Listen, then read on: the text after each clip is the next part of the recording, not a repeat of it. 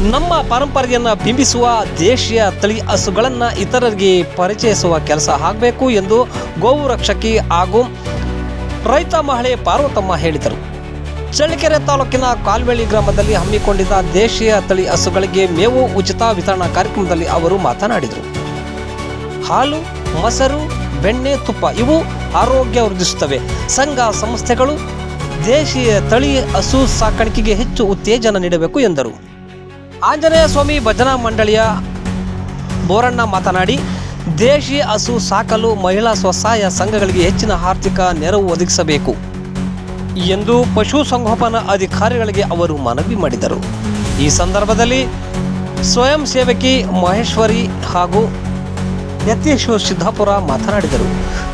ಈ ಸಂದರ್ಭದಲ್ಲಿ ಜ್ಯೋತಿ, ಸುಧಾ, ಪ್ರಹ್ಲಾದ್, ಪದ್ಮಾ, ನಾಗರಾಜ್, ಅನಿತಾ, ನಾಗಶ್ರೀ, ಅರುಣ, ವಿದ್ಯಾ, ಚಂದ್ರಕಲಾ, ಮೀರಾ, ಮಲ್ಲಿಕಾರ್ಜುನ್, ಬ್ರಹ್ಮ ಇತರರು ಇದ್ದರು.